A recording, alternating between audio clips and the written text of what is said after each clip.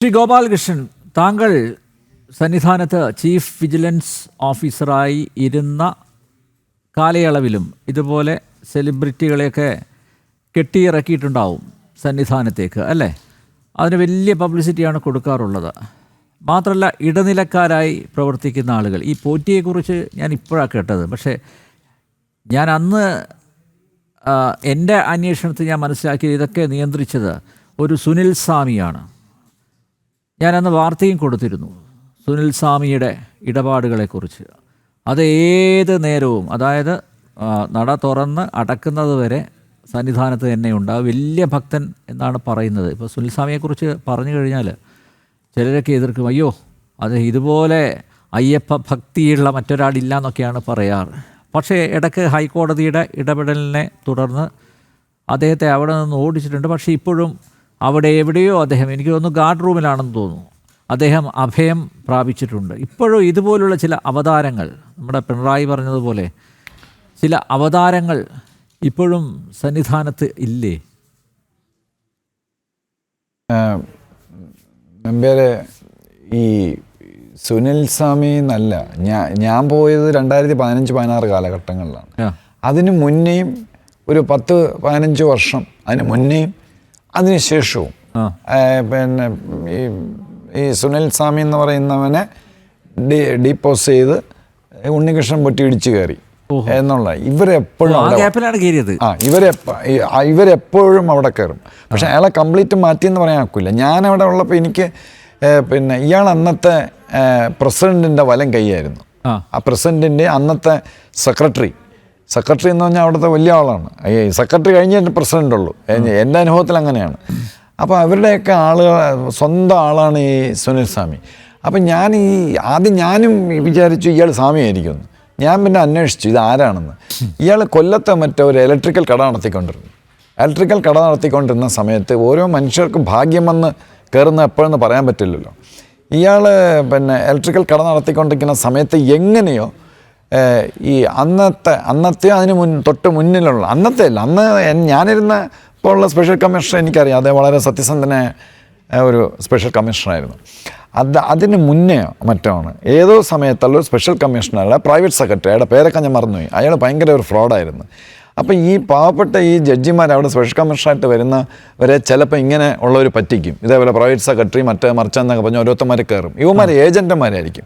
അപ്പോൾ അങ്ങനെയുള്ള ഒരു പ്രൈവറ്റ് സെക്രട്ടറിയുടെ പ്രൈവറ്റ് സെക്രട്ടറി കൊല്ലത്ത് വീട് വെച്ചപ്പം സുനിൽ സ്വാമി അന്ന് സുനിൽ സ്വാമി ഒന്നുമല്ല, അപ്പോൾ സുനിലിൻ്റെ അവിടുന്ന് എന്തൊന്നും സാധനം വാങ്ങിച്ച് അവസാനം ഇയാൾ മറ്റേ ശബരിമലയിലാണ് ഇന്ന ആളുടെ ജഡ്ജിയുടെ ആണെന്ന് അറിഞ്ഞപ്പം സുനിൽ സ്വാമിയുടെ മനസ്സിൽ തലയിൽ ലഡ്ഡു പൊട്ടി.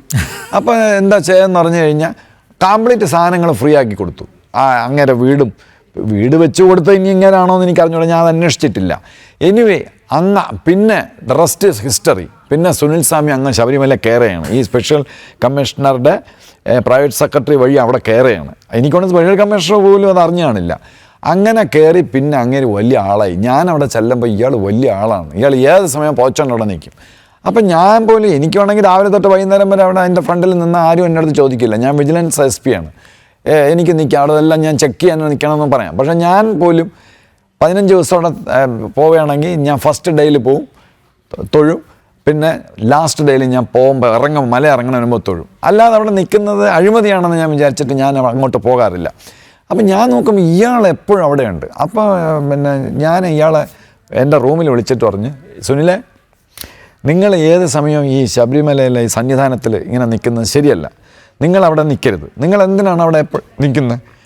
അപ്പോൾ ഇയാളുടെ പിന്നിൽ ആരെന്നൊന്നും അന്ന് എനിക്ക് അറിഞ്ഞൂടാ. അപ്പോൾ നിങ്ങളവിടെ കാണാൻ പാടില്ല. നിങ്ങളിനി അവിടെ കണ്ടു കഴിഞ്ഞാൽ ഞാൻ പമ്പ പോലീസ് സ്റ്റേഷനുണ്ട്, ഞാൻ പമ്പ പോലീസിനെ വിളിക്കുമെന്ന് പറഞ്ഞു. കുറച്ച് കഴിഞ്ഞ് എനിക്ക് ഒരുപാട് കോൾ വന്നു. വലിയ ആളുകൾ. ഞാൻ തന്നെ ഞെട്ടിപ്പോയി. പോലീസിൽ തന്നെ വൻ കക്ഷികൾ, എന്നെക്കാളും റാങ്കുള്ള ആളുകളൊക്കെ തന്നെ ഗോലക്ഷ അയാളൊരു പാവം സുനിൽ സ്വാമിയാണ്, അയാളവിടെ നിന്നോട്ടെ. പക്ഷേ നമ്പ്യാർക്ക് അറിയാമല്ലോ എൻ്റെ ഒരു രീതി. അപ്പോൾ ഞാൻ പറഞ്ഞ അയാളവിടെ നിൽക്കാൻ പറ്റില്ല എന്ന് പറഞ്ഞു. അവസാനം ഇയാൾ എന്താ ചെയ്തതെന്ന് പറഞ്ഞാൽ, ഞാൻ വരാത്ത സമയം എപ്പോഴെന്ന് അയാൾക്കറിയാം. അപ്പം അയാളവിടെ കാണും. പിന്നെ എനിക്കൊരു ചാരണ ഇടാനും പറ്റില്ല. എനിക്ക് ആകെ ഉള്ളൊരു SI ആണ് അന്ന്, പ്രശാന്ത്. അയാൾക്ക് അവിടെ കുറ്റിയടിച്ചപ്പോഴും നിൽക്കാൻ പറ്റുമോ? ഞാനും ഉണ്ട്, പ്രശാന്തും ഉണ്ട്, വേറെ ആരുമില്ല. നമുക്ക് ഈ സ്പെഷ്യൽ പോലീസൊന്നും നമ്മുടെ കീഴിലല്ലല്ലോ, അതൊക്കെ DGPയുടെ കീഴിലാണ്. അപ്പം പിന്നെ ഞാൻ മനസ്സിലാക്കി ഇയാൾ പിന്നെ ഞാനില്ലാത്ത സമയത്ത് വരും. പ്രത്യേകിച്ച് ഞാൻ അവിടുന്ന് മല ഇറങ്ങി പിന്നെ ഒരു 10 ദിവസം ഇവിടെ ഹെഡ് ക്വാർട്ടേഴ്സ് ആയിരിക്കുമല്ലോ, അന്ന് അയാളുടെ തേർവാഴ്ചയാണ്. പിന്നെ അയാൾ വഴി ഞാൻ കേട്ടത് അയാൾ മാസത്തിൽ ഒരിക്കൽ താഴെ ഇറങ്ങും. അപ്പോൾ ഇയാളുടെ കയ്യിൽ ഇഷ്ടം പോലെ പൈസ ആണ്. അത് ഈ മേൽശാന്തിയുടെയും ഈ തന്ത്രിമാരുടെയും ഒക്കെ പൈസകളാണ്. പൈസ, ഡോളർ, പിന്നെ എനിക്കറിഞ്ഞൂടാ, ഈവൻ ഓർണമെൻറ്റ്സ് വരെ ഉണ്ടായിരുന്നു എന്ന് ഞാൻ കേട്ടിട്ടുണ്ട്. അത് ഞാൻ ഇവിടെ മലയിലിരിക്കുമ്പോഴായിരിക്കും ഇയാൾ താഴോട്ട് ഇറങ്ങണത്, അല്ലെങ്കിൽ ഞാൻ ഇല്ലാത്ത സമയത്തായിരിക്കും. അപ്പം അപ്പം അന്ന് മറ്റേ ആ കക്ഷി അവിടെ ഉണ്ട്, സ്പെഷ്യൽ കമ്മീഷണറുടെ ആ പ്രൈവറ്റ് സെക്രട്ടറി അന്നും ഉണ്ട് അവിടെ. പക്ഷേ സ്പെഷ്യൽ കമ്മീഷണർ വളരെ സ്ട്രിക്റ്റ് ആയതുകൊണ്ട് അയാൾക്ക് തല വെക്കാൻ നിവർത്തില്ല. പക്ഷേ അയാൾ വന്ന് എൻ്റെ അടുത്ത് പറഞ്ഞു, സാറേ അയാളൊരു പാവമാണ്, അങ്ങനെയാണ്. ഞാൻ പറഞ്ഞു, നിങ്ങളുടെ ജോലി ചെയ്താൽ മതി, നിങ്ങളിനി കൂടുതൽ സംസാരിച്ച് കഴിഞ്ഞാൽ ഞാൻ ഹൈക്കോടതിക്ക് റിപ്പോർട്ട് ചെയ്യുമെന്ന് പറഞ്ഞു. അയ്യോ അതൊന്നും വേണ്ട സാറേ, ഞാൻ അതുവഴി അങ്ങ് പോയി. പക്ഷേ അയാളൊരു വലിയ ദിവ്യനാണ്. ഇത് മണി ലോണ്ടറിങ് ആണ് ഇവരുടെയൊക്കെ പണി. ഇതുപോലെ ഒരുപാട് ആളുകൾ അവിടെ ഉണ്ട്. ഉണ്ണികൃഷ്ണൻ പോറ്റി കുറച്ചുകൂടെ മിടുക്കനായിരുന്നു സുനിൽ സ്വാമിയെക്കാളും. ഇയാളൊരു നമ്മുടെ മുറുക്കാങ്കടക്കാരനായിരുന്നെങ്കിൽ സുനിൽ സ്വാമി സൂപ്പർ മാർക്കറ്റായിരുന്നു, ഡിപ്പാർട്ട്മെൻറ്റ് സ്റ്റോർ, അത്രയേ ഉള്ളൂ. അത് ഓരോരുത്തരുടെ IQ വെച്ചിട്ട് ചെയ്യുന്നതാണ്. പിന്നെ ഇവിടെ നമ്മുടെ നേരത്തെ പണിക്കരും നമ്മുടെ അനിൽകുമാർ എല്ലാം സംസാരിച്ച 1-2 കാര്യങ്ങൾ ഞാൻ കേട്ടു. ഈ കട്ടിളപ്പടിയുടെ കാര്യം പറയുന്നതായിട്ട്. അപ്പോൾ എനിക്കിത് നേരത്തെ മനസ്സിലായി. എനിക്ക് നേരത്തെ സംശയം ഉണ്ടായിരുന്നു. ഞങ്ങൾക്ക് പോലീസുകാർക്ക് ഒരു സംശയം ഉണ്ടല്ലോ, തൂണിനെയും തുരുമ്പിനെയും സംശയിക്കുക എന്ന് പറഞ്ഞു. അത് ആ സംശയം എപ്പോഴും ശരിയാവണമെന്നില്ല. അപ്പോൾ എനിക്ക് അങ്ങനെ ഒരു സംശയം ഉണ്ടായിരുന്നു. അപ്പോൾ എനിക്ക് സോഴ്സ് കിട്ടി. നമ്മളെ ഇഷ്ടപ്പെടുന്ന, നമ്മളോട് താല്പര്യമുള്ളവർ ഇപ്പോഴും ശബരിമലയിലൊക്കെ ഉണ്ട്. അപ്പോൾ ആ സോഴ്സ് എൻ്റെ അടുത്ത് പറഞ്ഞു, സാറേ ഈ കട്ടിളപ്പടിയും മറ്റേ മറിച്ചതുമൊക്കെ ഇത് സാറ് വിചാരിക്കുന്നുണ്ട് ജയറാം ഇങ്ങനെ തൊഴണതും. ഏറ്റവും രസമുള്ള ഒരു സംഗതി, ഇപ്പോഴും എനിക്കത് പറഞ്ഞു കഴിഞ്ഞാൽ ഞാൻ ചിരിച്ചു പോകുമെന്ന് എനിക്കൊരു സംശയം. ഈ നമ്മുടെ ജയഷൻ അല്ല, അതിനു മുമ്പിരുന്ന ഒരു സ്പെഷ്യൽ കമ്മീഷണർ, അദ്ദേഹം ഈ ഈ ദേവസ്വംകാരുടെ എല്ലാ മീറ്റിങ്ങിലും പോകും. ഞങ്ങളാരും പോവില്ല. ശബരിമല ദേവസ്വംകാർ വിളിച്ച ഒരു മീറ്റിങ്ങിലും പോവില്ല. കാരണം അങ്ങനെ മീറ്റിങ്ങിന് പോകാനുള്ളതല്ല ഞങ്ങളുടെ ജോലി. അപ്പോൾ ഇങ്ങേര് പോവുകയും പിന്നെ വലിയ ആളായിരുന്നു, സകല കല്യാണങ്ങൾക്കും അദ്ദേഹം പോകുമായിരുന്നു. അപ്പോൾ അദ്ദേഹം ഈ കട്ടിളപ്പടി ഇളക്കിക്കൊണ്ടുപോയ ദിവസം, അന്നത്തെ സ്പെഷ്യൽ കമ്മീഷണറെ മറ്റോ ഈ കട്ടിളപ്പടി തൊഴുത് ആണ് യാത്രയാക്കിയത്. അതിൻ്റെ പടം ദേവസ്വം ബോർഡുകാരുടെ കയ്യിലുണ്ട്, ആരുടെയൊക്കെ കയ്യിലുണ്ട്. അപ്പം ഇങ്ങനെയാണ് അവിടുത്തെ കാര്യങ്ങൾ പൊയ്ക്കൊണ്ടിരുന്നത്. അപ്പം ഈ കട്ടളപ്പടി അല്ലെങ്കിൽ ദ്വാരകവാളി എന്തായിരുന്നാലും ഈ കൊണ്ട് പൂജിച്ചെന്ന് പറഞ്ഞില്ല, അതാണ് എനിക്ക് ചിരി വന്നത്. അതിനെ നമ്പരെ അത് ഒറിജിനൽ സാധനം അല്ലല്ലോ, അത് ഡ്യൂപ്ലിക്കേറ്റാണ്. ഒറിജിനൽ എന്നേ കടൽ കടന്നു കാണും. ഇവർക്ക് നല്ല തീർച്ചയാണ്. അതുകൊണ്ടാണ് ഈ അയ്യപ്പൻ്റെ ഏതോ കവച്ചോ അതിൻ്റെ ഒറിജിനൽ സ്വർണ്ണം മറ്റേ അവിടെ ചാക്കിൽ കെട്ടി ഇട്ടിരുന്നെന്ന്. അങ്ങനെ ഇടണമല്ല, അത് ഒറിജിനൽ അല്ല. ആ ഒറിജിനലൊക്കെ അത് ജർമ്മനി ഈജിപ്റ്റല്ല, എൻ്റെ ഒരു സോഴ്സ് പ്രകാരം ജർമ്മനി വഴിയാണത് പോകുന്നത്. ജർമ്മനിയിലോ USA ഒക്കെ ഇത് എത്തിയിട്ടുണ്ട്. അവിടെയൊക്കെ നമ്മുടെ പവർഫുൾ ആയിട്ടുള്ള ഭയങ്കര ഡ്യൂപ്ലിക്കേറ്റ് ആണ്. എന്താ അതെ, ജയറാം തൊഴണതും എല്ലാം ഡ്യൂപ്ലിക്കേറ്റ് ആണ്. അതാണ് അതിലെ രസം. ജയറാമിന് അറിഞ്ഞൂടാ അത്. തിരിച്ചു വരുമ്പോഴാണല്ലോ ജയറാമിന്റെ അവിടെ ഈ ധരപാലപ്പാളികള് ജയറാമിന്റെ വീട്ടിൽ ഇങ്ങനെ പൂജയായിട്ട് വെക്കുന്നത് തിരിച്ചു വരുമ്പോഴാണ്. അതായത്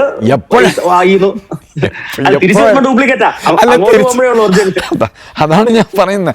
ഇതിനകത്ത് ഒറിജിനൽ സാധനം അവിടെ. ഇതെല്ലാം എല്ലാവരും ഇവരിത് ചെയ്യാനുള്ള ഈ ഓർഗനൈസ്ഡ്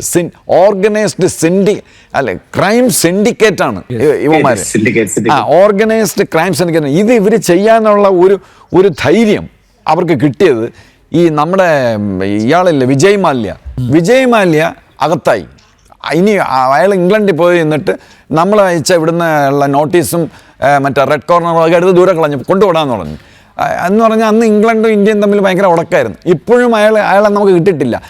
അതോടെ അതായത് 2019 ആ കാലഘട്ടങ്ങളിലൊക്കെ എല്ലാവർക്കും തീർച്ചയായി ഇനി വിജയ് മാല്യ ഒരിക്കലും തിരിച്ച് ഇന്ത്യ വരില്ല. അതാണ് ഇവരുടെ ധൈര്യം. ഈ സിൻഡിക്കേറ്റ് ഓർഗനൈസ്ഡ്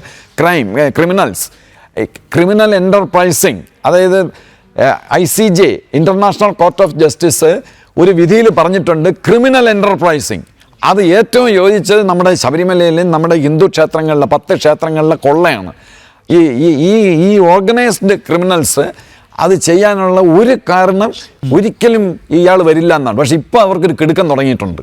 കാര്യം എന്ന് പറഞ്ഞു കഴിഞ്ഞാൽ ഇയാളെക്കാളും വലിയ ചോക്സിയൊക്കെ ഇപ്പോൾ കൊണ്ടുവന്നുകൊണ്ടിരിക്കുകയാണ്. അപ്പോൾ ഇയാളെയും ചിലപ്പം മിക്കവാറും കൊണ്ടുവരും. ഇയാളൊരു പ്രധാനപ്പെട്ട സാക്ഷിയാണ് ഈ നമ്മുടെ വിജയ് മാല്യ. കാര്യം അയാൾ സ്വർണം, അയാൾ പക്ഷേ കള്ളത്തരമൊന്നും കാണിച്ചെന്ന് ഞാൻ വിശ്വസിക്കുന്നില്ല. ഈ തമിഴന്മാരും തെലുങ്കന്മാരും ഭക്തി വരുമ്പോൾ അവരൊരിക്കലും കള്ളത്തരമൊന്നും കാണിക്കില്ല. അയാൾ ഒറിജിനൽ സ്വർണം തന്നെയാണ് അവിടെ കൊടുത്തത്. കള്ള് വിറ്റ് കിട്ടിയ പണമാണ് സത്യത്തിൽ. അല്ല, അതൊക്കെ ശരിയാണ്, അതെല്ലാം സമ്മതിച്ചു. പക്ഷെ എന്നാലും അയാൾ സാറേ, കള്ള് വിറ്റ് കിട്ടിയ പണം അത് ഉപയോഗിച്ച് വാങ്ങിയ സ്വർണം, അതല്ല ശബരിമല പോലുള്ള ഒരു ക്ഷേത്രത്തിൽ മൊത്തത്തിൽ അത് പൊതിയേണ്ട ആവശ്യമില്ലായിരുന്നു. അല്ല നമ്പ്യാരെ, അത് നിങ്ങളുടെ എൻ്റെ വ്യൂ. പക്ഷെ ഇയാള് വിചാരിക്കുന്ന പൊതിഞ്ഞു കഴിഞ്ഞാൽ ഞാൻ ഒരിക്കലും പിടിക്കപ്പെടില്ല എന്ന്. ഇയാൾ ബാങ്കിനെ മുക്കിയ ആളല്ലേ. അപ്പൊ അത് അങ്ങനെ ഒറിജിനലായിട്ട് ചെയ്തു. അപ്പൊ അതുമായിട്ട് ബന്ധപ്പെട്ട് ഇതിന്റെ എവിഡൻഷ്യറി വാല്യൂവിൽ ഒരിക്കലും അയാളെ ക്വസ്റ്റ്യൻ ചെയ്യാതെ അയാളുടെ സ്റ്റേറ്റ്മെന്റ് എഴുതിയിടാതെ ഇത് എവിഡൻസ് പൂർത്തിയാവില്ല. അത് ഇവിടുത്തെ ഇവർക്കൊന്നും പറ്റില്ല. ഇല്ല, പക്ഷെ അന്ന് മേൽനോട്ടം വഹിച്ച അദ്ദേഹത്തിന്റെ ഈ UB ഗ്രൂപ്പിന്റെ മാനേജർമാരൊക്കെ ഉണ്ട്. ഞാൻ ഒരാളടുത്ത് സംസാരിച്ചതാണ്, തൃപ്പൂണിത്തുറക്കാരൻ. അദ്ദേഹമാണ് അതിന്റെ മേൽനോട്ടം വഹിച്ചത്. ഒരു പക്ഷേ അവരുടെയൊക്കെ സ്റ്റേറ്റ്മെന്റ് എടുത്ത് കാണും ചിലപ്പോൾ. അല്ല, അവരുടെയൊക്കെ സ്റ്റേറ്റ്മെന്റ് എടുത്ത് അത് വളരെ അത്യാവശ്യമാണ്. അതിന്റെ കൂടെ ഈവൻ ഇയാളല്ലേ ഇത് എല്ലാം ചെയ്തത്. അപ്പൊ അയാളുടെ ഒരു സ്റ്റേറ്റ്മെന്റ് ആവശ്യമാണ്. അത് വേണ്ടാന്ന് വെക്കേണ്ട കാര്യമില്ല. പിന്നെ വേറൊരു കാര്യം, നമ്മുടെ ഈ സ്പെഷ്യൽ ഇൻവെസ്റ്റിഗേഷൻ ടീം ഹൈക്കോടതിയോടുള്ള എല്ലാ ബഹുമാനങ്ങളും ഞാൻ നിലനിർത്തിക്കൊണ്ട് ഞാൻ എപ്പോഴും സംസാരിക്കുള്ളൂ. അവർ നല്ല ജോലിയാണ് ചെയ്യുന്നത്. പക്ഷെ അവർക്ക് ചെയ്യുന്നതിനൊരു ലിമിറ്റുണ്ട്. നമ്മളിത് പല പ്രാവശ്യം ഇവിടെ ഡിസ്കസ് ചെയ്തിട്ടുള്ളതാണ്. പ്രൊറോഗേറ്റീവ് ഓഫ് ദ പോലീസാണ് ഇൻവെസ്റ്റിഗേഷൻ. അതിനകത്ത് ഈ പിന്നെ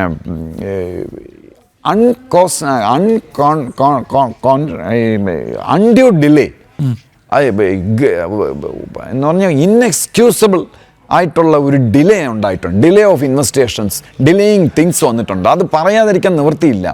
കാര്യം എന്ന് പറഞ്ഞു കഴിഞ്ഞാൽ ഇപ്പോൾ നമ്മളിപ്പോൾ ഒരു പ്രതി, ഞാൻ പ്രതിയുടെ പേരൊന്നും പറയില്ല, ആ പ്രതിയുടെ വീട്ടിൽ പാസ്പോർട്ട് പിടിച്ചെടുത്തു, വെണ്ടക്കാക്ഷരം നമ്മൾ മീഡിയ എല്ലാം അടിക്കും. അത് അങ്ങനെ ചെയ്തു, ഇങ്ങനെ ചെയ്തു. ഇത് മറ്റുള്ള പ്രതികൾ ഇനി അകത്താവാൻ പോകുന്ന പ്രതികൾ കണ്ടുകൊണ്ടിരിക്കുകയാണ്. അപ്പൊ ചോദിച്ചോട്ടെ സാർ, ഈ പത്മകുമാറിന്റെ ആറന്മുളയിലെ വീട്ടിൽ റെയ്ഡ് ചെയ്തു. ഈ പത്മകുമാർ എന്താ അദ്ദേഹം പൊട്ടനാണോ? അദ്ദേഹം എന്തായാലും ഞാൻ അറസ്റ്റിലാവും. അതുകൊണ്ട് ഇതെല്ലാം ഒരുപക്ഷെ അവിടെ നിന്ന് കടത്തി കാണില്ലേ, അല്ലേ? ഈ SIT വന്നു കഴിഞ്ഞാൽ എടുക്കാൻ പാകത്തിൽ അവിടെ വെച്ച് കൊടുത്തിട്ടുണ്ടാവുമോ? അല്ല, ഇപ്പൊ അതുപോലെ തന്നെ. അതെ, ഞാൻ സമ്മതിച്ചു. I agree with you completely. കാരണം അത്രയും സമയം കിട്ടിയില്ല അദ്ദേഹത്തിന്. ഇപ്പോഴുള്ള ഇനിയിപ്പോൾ അറസ്റ്റ് ചെയ്യാൻ പോകുന്ന ചില വ്യക്തികൾ അവരിങ്ങനെ നിൽക്കുകയല്ലേ, വരൂ എന്നെ അറസ്റ്റ് ചെയ്യൂ, ഞങ്ങളെ അറസ്റ്റ് ചെയ്യൂ, പാസ്പോർട്ട് അവിടെ ഇരിപ്പുണ്ട് അതെടുത്തോളൂ എന്നൊക്കെ. ഈ പാസ്പോർട്ട് എടുക്കണമെങ്കിൽ എന്തൊന്നും എത്ര വലിയ കാര്യമായിരിക്കണം. ഇമിഗ്രേഷൻ ഡിപ്പാർട്ട്മെന്റിന് എഴുതിയാൽ മതിയല്ലോ ഗോപാലകൃഷ്ണ അല്ലെങ്കിൽ നമ്പ്യാർ എവിടെയൊക്കെ പോയിട്ടുണ്ടെന്ന്. അത് തന്നെ കുറെ ഡീറ്റെയിൽസ് കിട്ടും. പിന്നെ ഈ പത്മകുമാറിന്റെ ചിരി കണ്ടില്ലേ നിങ്ങൾ? ഉണ്ണികൃഷ്ണന്റെ ചിരി കണ്ടില്ലേ? അവര് വെരി കോൺഫിഡൻറ്റ്. അവര് ചിരിക്കണം എന്താണെന്നറിയാം. ചിരിക്കണം, അത് നിങ്ങൾക്ക് മനസ്സിലായിട്ടില്ല. അത് ഞങ്ങളെ പോലുള്ളവർ ഇന്ന് പറഞ്ഞാൽ ഞങ്ങളുടെ തൊഴിലാണത്. ഇതിനകത്ത് കിടക്കുകയാണ് ഇവര് വിശ്വാസികളെ നിങ്ങളെയൊക്കെ നമ്മള്. അല്ല, അത് മാത്രമല്ല, പറ്റിച്ചല്ലോ, അത് ശരിയാണ്. പക്ഷെ വേറൊരു കാര്യം ആലോചിക്കുമ്പോൾ അവർക്ക് ഭയങ്കര സന്തോഷം. കാര്യം ഞാൻ അടിച്ചോണ്ട് പോയ പൈസ കയ്യിലുണ്ട് ഇഷ്ടം പോലെ.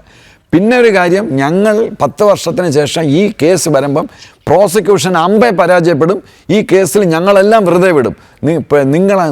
ഞങ്ങളെ ഒന്നും ചെയ്യില്ല എന്നുള്ള ഒരു കോൺഫിഡൻസാണ്, ആത്മവിശ്വാസമാണ്. ഞാൻ അതുകൊണ്ടാണ് 1.5 മാസമായിട്ട് ഞാൻ ഇപ്പോൾ ഉണ്ണികൃഷ്ണനെ അറസ്റ്റ് ചെയ്തതെന്ന ഒക്ടോബർ 16 or 17 എൻ്റെ ഓർമ്മ. എന്നിട്ടിപ്പോൾ എത്ര ദിവസമായി, എന്തെല്ലാം കാര്യങ്ങൾ ഇവർ ചെയ്തില്ല. ആരുടെ എല്ലാം വീട്ടിൽ കയറണം, ഈ എല്ലാവരുടെ വീട്ടിൽ വാറന്റ് വാങ്ങിച്ചാൽ കയറുള്ളൂ എന്ന് നോക്കൂ. ഇതില് ഇപ്പൊ ഈ സ്മാർട്ട് ക്രിയേഷൻസ് ഒക്കെ പ്രതിസ്ഥാനത്ത് വരുന്നതല്ലേ. പക്ഷെ തുടക്കത്തിൽ അവരുടെ മൊഴി രേഖപ്പെടുത്തി. പിന്നെ ഇത് കൊണ്ടുപോയ വ്യക്തിയുടെ പേര് ഞാൻ മറന്നുപോയി, കൽപേഷ്. കൽപേഷ്, ഇവരൊന്നും ഇപ്പൊ പിക്ചറിൽ ഇല്ലല്ലോ. അവരാരും പിക്ചറിൽ വരില്ല. ഇനിയിപ്പം നമ്മളിവിടെ പറഞ്ഞെന്നും പറഞ്ഞു വേണമെങ്കിൽ കൽപേഷിൻ്റെ ഒരു സ്റ്റേറ്റ്മെൻ്റ് ഒക്കെ എഴുതിയിടും. എന്നിട്ട് പറയും കൽപേഷിനെ ഭയങ്കരമായിട്ട് ക്വസ്റ്റ്യൻ ചെയ്തു. ഇനിയിപ്പോൾ ഇവരാരും അനിൽകുമാറും പിന്നെ നമ്മുടെ പത്മകുമാറും ഉണ്ണികൃഷ്ണൻ പോറ്റിയൊക്കെ ചിരി നിർത്തും. കാര്യം ഞാൻ ജനങ്ങൾ ഇതൊക്കെ കാണണമെന്ന് വെച്ചിട്ട് അങ്ങനത്തെ പല നമ്പരും അവർ ഇറക്കും. അവരുടെ ഒരു ഇൻവെസ്റ്റിഗേഷൻ പോകുന്ന രീതി ശരിയല്ല. അത് എന്തുകൊണ്ടാണെന്ന് ചോദിച്ചു കഴിഞ്ഞാൽ ഈ അനിലിനെ പോലുള്ള ഒരാൾക്ക് ഇതെല്ലാം മനസ്സിലാവും ഞാൻ പറയുമ്പം. പക്ഷെ ഞാൻ നമ്മുടെ പ്രേക്ഷകരുടെയും മെമ്മറിയും അവരുടെ അറിവും ഞാൻ ഒന്ന് റിഫ്രഷ് ചെയ്യുകയാണ്. ഞാൻ ചോദിക്കട്ടെ, ഞാനാണ് ADGP എന്ന് വെച്ചോളൂ, ഈ സ്പെഷ്യൽ ഇൻവെസ്റ്റിഗേഷൻ ടീം. എനിക്ക് ഇനിയും 10 വർഷമുണ്ട് എന്ന് വെച്ചോളൂ. ആ 10 അല്ലെങ്കിൽ എനിക്ക് 8 വർഷമുണ്ട് സർവീസ്. എൻ്റെ CR ആരാ എഴുതുന്നത്? ACR എഴുതുന്ന DGP ആണ്. അദ്ദേഹം ഒരു നല്ല മനുഷ്യനാണ്, ഞാൻ അദ്ദേഹത്തിനോട് ജോലി ചെയ്തിട്ടുണ്ട്. ശരി, അദ്ദേഹം ഒരു റിമാർക്ക് എഴുതി. അത് കഴിഞ്ഞിട്ട് ആ CR എവിടെ പോകും? ആ CR ഹോം സെക്രട്ടറിക്കോ ചീഫ് സെക്രട്ടറിക്കോ പോകും. ചീഫ് സെക്രട്ടറി എഴുതുകയാണ്. ഞാൻ അനുഭവിച്ചിട്ടുണ്ട്. ചീഫ് സെക്രട്ടറി അല്ല എൻ്റെ എഴുതിയത്, എന്നെ ഇഷ്ടമില്ലാത്തൊരു മേലുദ്യോഗസ്ഥൻ എൻ്റെ CRനകത്ത് ആവറേജ് എന്ന് എഴുതി. ചീഫ് ജസ്റ്റിസ് 2 ചീഫ് ജസ്റ്റിസുമാർ 8 വർഷം തുടർച്ചയായിട്ട് ഔട്ട്സ്റ്റാൻഡിങ് ഓഫീസറിന് എഴുതിയ എൻ്റെ CRൽ ഇയാൾ ആവറേജ് ഓഫീസർ. എനിക്ക് അടിക്കാൻ പറ്റുമോ? അത് നെഗറ്റീവ് എന്ന് പറയാൻ പറ്റുമോ? Average, you are only average, it's not a negative. അപ്പം അതേപോലെ ഈ നമ്മുടെ ഈ SITയിലുള്ള SITയുടെ ലീഡർ ശശിധരന് പ്രശ്നമില്ല, ശശിധരന് അടുത്ത പ്രൊമോഷൻ കിട്ടില്ല, അതിനു മുമ്പ് അദ്ദേഹം റിട്ടയർ ചെയ്ത് പോകും. പക്ഷേ ബാക്കിയുള്ള സീനിയർ ഓഫീസറിൻ്റെ CR എഴുതുന്ന വേറെ ആമ്പിള്ളേരാണ്. ഫയലിംഗ് ഓഫീസറും റിപ്പോർട്ടിംഗ് ഓഫീസറും വേറെയാണ്. അവർ അത് ഡൗൺഗ്രേഡ് ചെയ്താലോ? ഡൗൺഗ്രേഡ് ചെയ്ത് കഴിഞ്ഞാൽ ഞാൻ മനസ്സിലാക്കിയത് ഈ വെങ്കടേഷ് സാറിൻ്റെ ഡേറ്റ് ഓഫ് ബർത്ത് 1971 ആണ്. He is one of the leading competitors of DGP post. മനസ്സിലായോ? ആ CR ഒരെണ്ണം മോശമായി കഴിഞ്ഞാൽ ഈ വിൽ നെവർ ഗെറ്റ് DGP. അപ്പം അത് ഉപേക്ഷിച്ച് അദ്ദേഹം, അതാണ് ഞാൻ ആദ്യമേ പറഞ്ഞത്, is honest but is not aggressively honest. ആ അഗ്രസീവ്ലി ഓണസ്റ്റ് അല്ലാത്തതുകൊണ്ടാണ് അഗ്രസീവ്ലി ഇൻവെസ്റ്റിഗേഷൻ നടക്കാത്തത് വരെ. അതുകൊണ്ടാണ് ഇങ്ങനെ പതുങ്ങി ഇങ്ങനെ പോകുന്നു. ഇങ്ങനെ പോയിട്ട് എന്ത് ചെയ്യാനാ? നമ്പ്യാർ കറക്റ്റായിട്ട് ചൂണ്ടിക്കാണിച്ചതുപോലെ എല്ലാവർക്കും അറിയാം എന്ത് ചെയ്യണമെന്ന്. അഥവാ അങ്ങനെ പാസ്പോർട്ട് പിടിച്ചെടുത്തു, ഇത് നേരത്തെ തന്നെ അവർക്ക് നല്ല പൈസ ഉള്ളവരുണ്ട്, നല്ല ലോയേഴ്സ് ഉണ്ട്. അവിടെ അടുത്ത് പോയി പറയും, സാറേ ഇവർ നമ്മുടെ വീട്ടിലും അത് നിങ്ങൾ ഇന്ന അതൊക്കെ ചെയ്തോണം, എല്ലാം ഇവരെന്തിനാണ് പിന്നെ ഇനി അവരുടെ വീട്ടിൽ പോകുന്നത്? അപ്പോൾ ഇതൊരു വിഷി വാഷ് ടൈപ്പ് ഓഫ് ഇൻവെസ്റ്റിഗേഷനാണ്. അത് ബഹുമാനപ്പെട്ട ഹൈക്കോടതിയുടെ ഒരു പച്ചയിലാണ് നമ്മൾക്ക് ഇത്രയെങ്കിലും കിട്ടുന്നത്. പക്ഷെ ഇതിൽ കൂടുതൽ ബഹുമാനപ്പെട്ട ഹൈക്കോടതിയെ എക്സ്ട്രാക്ട് ചെയ്യാൻ പറ്റില്ല. ഇതുപോലുള്ള വാർത്ത കൊടുക്കുമ്പോൾ തന്നെ നമുക്ക് മനസ്സിലാവും ഇതിന് യാതൊരു കാര്യവുമില്ല, യാതൊരു കാര്യമില്ല എന്നുള്ളത്. യാതൊരു കാര്യം പത്മകുമാറിന്റെ വീട്ടിൽ റെയ്ഡ് നടത്തി, അല്ലെ പോറ്റിയുടെ വീട്ടിൽ റെയ്ഡ് നടത്തി. എന്താ പോറ്റി ഇവരൊക്കെ ഈ തെളിവുകളെല്ലാം അവിടെ വെച്ചിട്ടാണോ പോകുന്നത്? അതുപോലെ പത്മകുമാറിന്റെ ചിരി തന്നെ കണ്ടില്ലേ? അതെ, ഇത്രയും കോടികളുടെ കൊള്ള നടത്താൻ സാധിക്കുമെങ്കിൽ, അവരുടെ ബുദ്ധി അത്രമാത്രം ആ പരുവപ്പെടുത്തി എടുക്കാൻ സാധിക്കുമെങ്കിൽ പിന്നെ ഈ തെളിവുകൾ ഒളിപ്പിക്കാനാണോ അവർക്ക്? അല്ല, എനിക്ക് ഒരു സംഗതി കൂടെ പറയണം. ഒരു സംഗതി സാറിലേക്ക് വരാം.